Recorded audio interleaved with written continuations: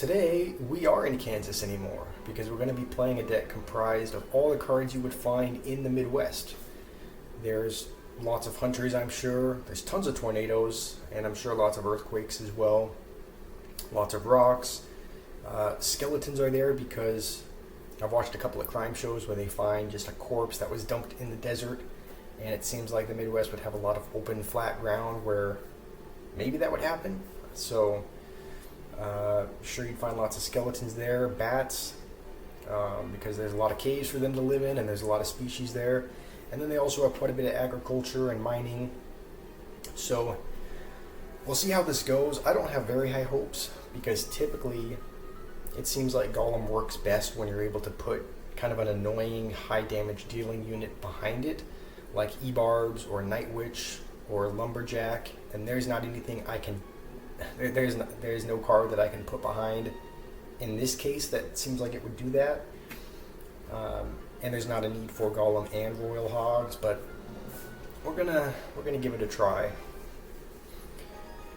And I noticed recently, one thing that I had some thoughts on it is kind of the spectrum of AI and how sometimes it seems like it can be super smart and super helpful, and then other times it can be, it's like, it feels like you're having to lead a toddler by the hand, and it's just one of the, it just seems like it is one of the dumbest things, like how sometimes it can seem like that.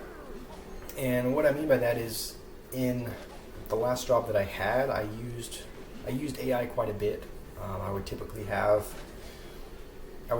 notes that I would just have on phone on the Notes app, and I would make these notes of audits that I was doing, thoughts that I had, and then after I was done, I would essentially put that into an email, or not put that into an email. I'd put it into an AI tool, and I would essentially say, hey, convert this into an email form. Convert all these notes, all of these thoughts into an email that's easy to read and that sort of thing. And it would typically work pretty well. It seemed like it was good most of the time. It usually wasn't perfect. I usually had to make slight adjustments. But for the most part, it seems like, AI worked really well. So I would use it every day, and I was pretty happy with it most of the time.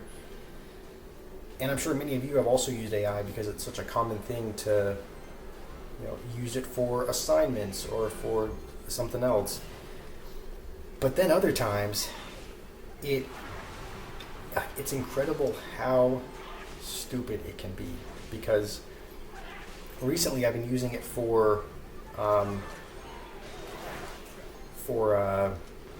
like image generation for YouTube thumbnails, because a lot of times I'll create a thumbnail that kind of is based on the deck that I'm playing.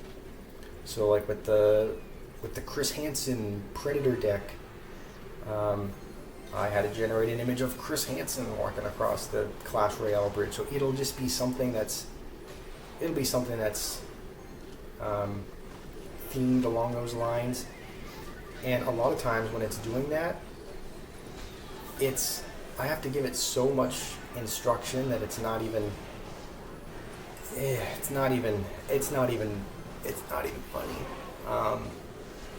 Sometimes I'll say, hey, here's the image that I want to create. This is exactly what I want. This is how I want it to appear. And then it'll generate an image, and usually it's not great. Usually there's changes that I want to make. And so I'll tell it that. I'll be like, hey, can you move this over here? Can you add this? Can you make it look like this is happening? And a lot of times it'll give me the exact same image. And so I'll write, and I'll respond to it, and I'll say, hey, this is the exact same image you gave. Can you try again making the changes that I mentioned? And then it'll do the exact same thing again. It'll give me the exact same image for a second time. And so then I'll write in all caps, this is the same image you've given me twice before. Can you try again? And it'll usually do the same thing again. So and then what I'll try to do is I'll try to have it like I'm coaching a toddler. Like I'll take the image that I kind of want it to adjust, and I'll draw a little circle like with the markup tool of where I want something to be, and I'll say, hey, this is where I want you to put this, and then I'll draw kind of like if I want a certain object placed somewhere, I'll draw kind of an approximate graph of where I want it, and I'll say I want you to put this here. So I'll essentially tell it exactly what I want, like down to the wire, and a lot of times it'll give me the same image yet again. And so it's like it just baffles me how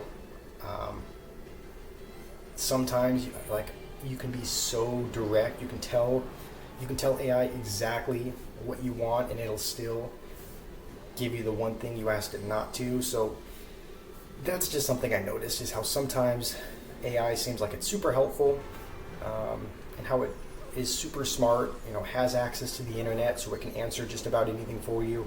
And other times it feels like it just feels completely the opposite. So I'm guessing what it is it might be something with I'm guessing there's different systems. Like I'm sure not every AI is the same. So I'm guessing there's different. I'm guessing some AIs are just more intelligent, and it seems like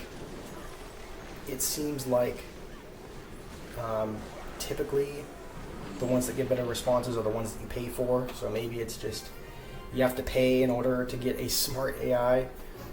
But that's just something I notice, is how there's a spectrum, how sometimes it's super intelligent, how sometimes it's not, and sometimes it just feels like you're flipping a coin, because at least in my experience it seems like it's either worked really well or it's just been terrible.